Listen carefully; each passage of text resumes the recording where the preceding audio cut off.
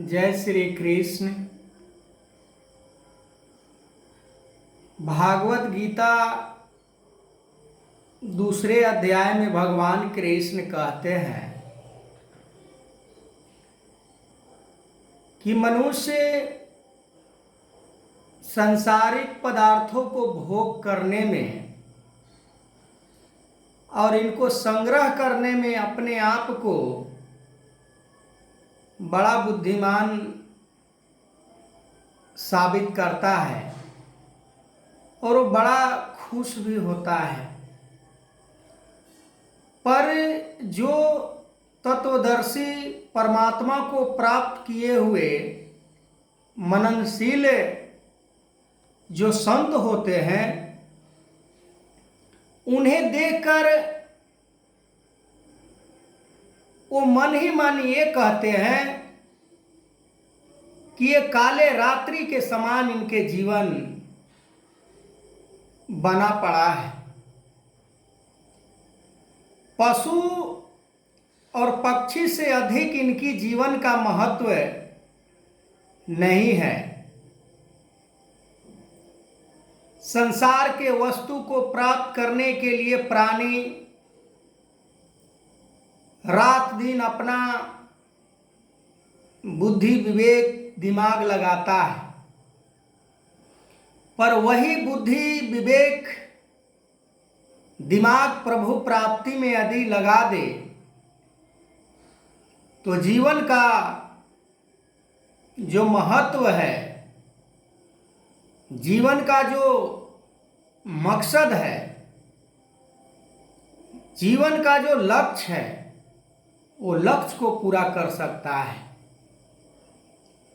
भगवान कृष्ण अर्जुन को ये समझाते हुए कह रहे हैं कि अर्जुन, मन ही सभी कार्यों को करने वाला है और मन ही तुम्हें जीत भी दिलाने वाला है और मन ही तुम्हें हार भी दिलाने वाला है। आज भी मन का ही सारा खेल है। सतगुरु ने जब जब इस धरती पर आया है तब तब तीनों चीजों का वर्णन किया है। मन, बुद्धि और कर्म। मन, वचन, कर्म तीनों अगर एक हो जाता है तो ये परमात्मा कहीं दूर नहीं होता है। मन, वचन, कर्म से ऊपर उठकर जो जीवन जीता है वही मननशील मनुष्य कहलाता है। सांसारिक पदार्थों के लिए इतना प्रयास करना, इतना यत्न करना, इतना समय इन्वेस्ट करना,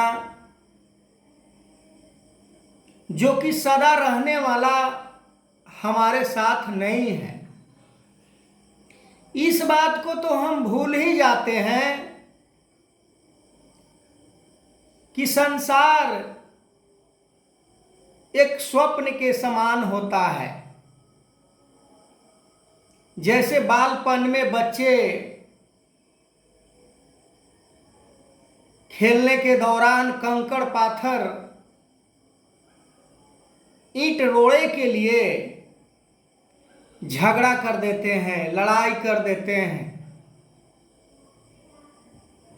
क्योंकि उन्हें बुद्धि नहीं है कि ये कंकड़ है, इसका कोई महत्व नहीं है। पर उस कंकड़ के लिए उनके मन के अंदर इतना वैल्यू होता है कि उस कंकड़ के लिए भी झगड़े लड़ाई कर देते हैं। ठीक उसी प्रकार आज इंसान संसार के वस्तु को प्राप्त करने के लिए सत्य से मुख मोड़ लेता है, सत्कर्मों से अपना जीवन को अलग कर लेता है, क्योंकि उसे संसार के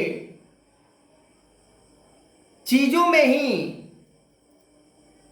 खुशी मिलती है, संसार के पदार्थों में ही उन्हें आनंद मिलता है, और उसी आनंद में खोकर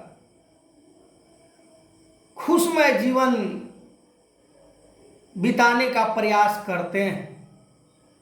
पर वो खुशी नहीं प्राप्त होती, क्योंकि खुशी उस चीज का नाम है ही नहीं। खुशी वो शख्स का नाम है जो इंटरनल है, जो कभी कम कभी ज्यादा नहीं होता। सांसारिक चीजों यदि हमारे पास है तो आज है, कल नहीं रहने वाला है, तो कहाँ सदा खुशी उससे बनने वाला है। पर परमात्मा जिसे प्राप्त हो जाता है, कहा भी जाता है कि सदा सुख चाहिए तो शरण राम की लो। सदा सुख जीवन में प्राप्त करने के लिए राम का शरण लेना बड़ा जरूरी है। राम के शरण के बिना सदा सुख किसी को प्राप्त नहीं हुआ है। रामायण की एक एक पाना को भी यदि हम देखें तो जिन भक्तों ने, जिन महापुरुषों ने राम का शरण को लिए, उन्हीं के जीवन में आनंद प्राप्त हुआ। वही अपने जुबान से कह पाए कि जीवन हमें अब जीने का मजा प्राप्त हो रहा है, जब से राम का शरण हम गए हैं। राम राज जिसके जीवन में प्राप्त हो जाता है, उसे किसी सुख शोक का कहीं गुंजाइश नहीं रह जाता। दैहिक दैविक भौतिक तापा, राम राज काहू नहीं व्यापा। न इस देह का फिक्र होता है, न उन्हें स्वर्ग का चिंता होता है, न भौतिक सुख का उन्हें चिंता होता है। किसी भी चीज के लिए उनके मन में कोई शोक चिंता नहीं होती।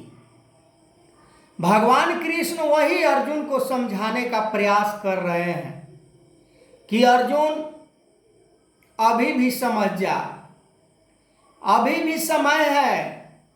आज भी समय के सतगुरु यही बात समझाने का प्रयास कर रहे हैं कि ये चंद दिनों का जीवन प्राप्त हुआ है, मानव जीवन।